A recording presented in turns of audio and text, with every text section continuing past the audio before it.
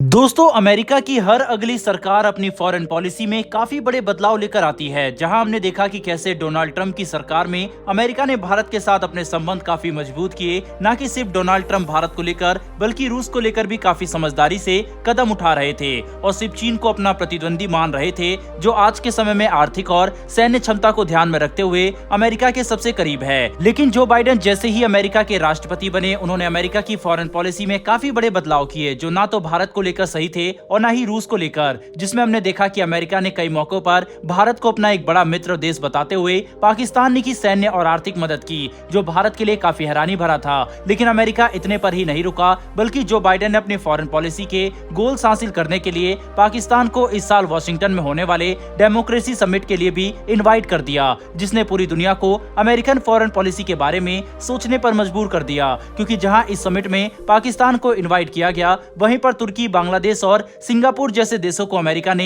याद भी नहीं किया, जो अजीब इसलिए है क्योंकि दुनिया की किसी भी डेमोक्रेसी इंडेक्स या डेमोक्रेसी और फ्रीडम से जुड़ी रिपोर्ट में सिंगापुर, तुर्की और बांग्लादेश पाकिस्तान से हमेशा ही काफी अच्छा परफॉर्मेंस देते हैं। लेकिन इसके बावजूद अमेरिका ने इन देशों को नजरअंदाज करके पाकिस्तान को डेमोक्रेसी समिट के लिए इनवाइट किया। लेकिन चीन के साथ अपनी नजदीकी को देखते हुए अब पाकिस्तान ने अमेरिका को एक बड़ा झटका दे दिया है। दरअसल दोस्तों, डेमोक्रेसी समिट के मात्र कुछ घंटों पहले पाकिस्तान ने अमेरिका के इन्विटेशन को रिजेक्ट कर दिया और जैसे ही ये बात दुनिया भर के मीडिया संस्थानों को पता चली कि पाकिस्तान ने अमेरिका का इन्विटेशन रिजेक्ट कर दिया, चारों तरफ अमेरिका की किरकिरी शुरू हो गई। क्योंकि आज के समय में अमेरिका की फॉरेन पॉलिसी काफी अजीब हो चुकी है, जहां पर वह अपने मित्र देशों के अलावा कई ऐसे देशों को प्रायोरिटी दे रहा है जिस पर अमेरिका को जरा भी ध्यान नहीं देना चाहिए, जैसे कि पाकिस्तान। क्योंकि हम सभी जानते हैं कि पाकिस्तान में डेमोक्रेसी किस लेवल की है, जहां पर ना तो फ्री इलेक्शन होते हैं और ना ही सरकार स्वतंत्रता से कोई फैसला कर सकती है। और ये बात किसी से छुपी नहीं है कि पाकिस्तान में उतनी ही डेमोक्रेसी है जितना रेगिस्तान में पानी।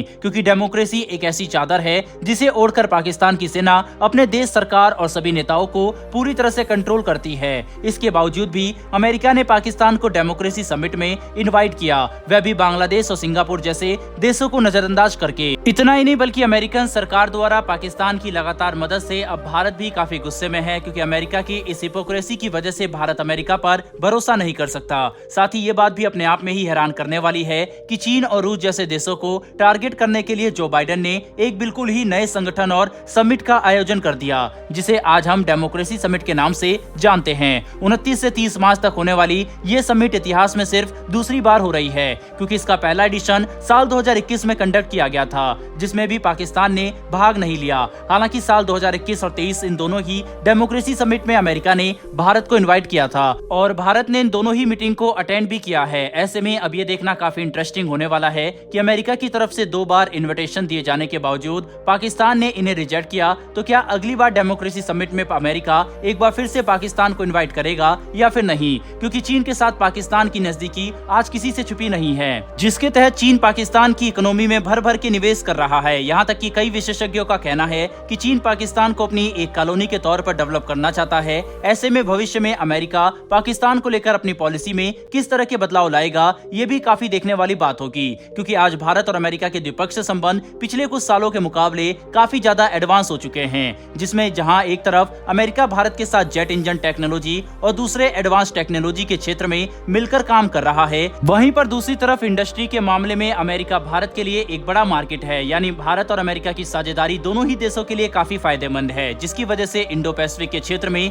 चीन को काउंटर करने के लिए भी अमेरिका भारत की तरफ देखता है, जिसके तहत दोनों देशों क्वाड के फ्रेमवर्क के तहत भी काम कर रहे हैं। लेकिन अगर अमेरिका पाकिस्तान को लेकर अपनी पॉलिसी क्लियर नहीं करता, तो ये भविष्य में दोनों देशों की साझेदारी पर एक बड़ा असर डाल सकता है। क्योंकि अगर अमेरिका चीन के खिलाफ भारत का पूर्ण समर्थन चाहता है, तो इसके लिए अमेरिका को भी भारत को अपना पूर्ण समर्थन देना होगा, क्योंकि सिर्फ तभी भारत अमेरिका के साथ खुलकर काम कर सकता है। वैसे दोस्तों, आपको क्या लगता है कि क्या भविष्य में भारत के साथ अपनी पार्टनरशिप को ध्यान में रखकर अमेरिका पाकिस्तान को लेकर अपनी पॉलिसी में बड़े बदलाव लाएगा या फिर नहीं? आप इसके बारे में क्या सोचते हैं? अपनी राय कमेंट बॉक्स में लिखकर जरूर बताइएगा। साथ ही हमारी आने वाली डेली ऐसी वीडियो के लिए चैनल को सब्सक्राइब कर बेल नोटिफिकेशन को अवश्य दबा लें। फिर मिलेंगे ऐसी एक नई वीडियो के साथ। धन्यवाद। जय हिंद।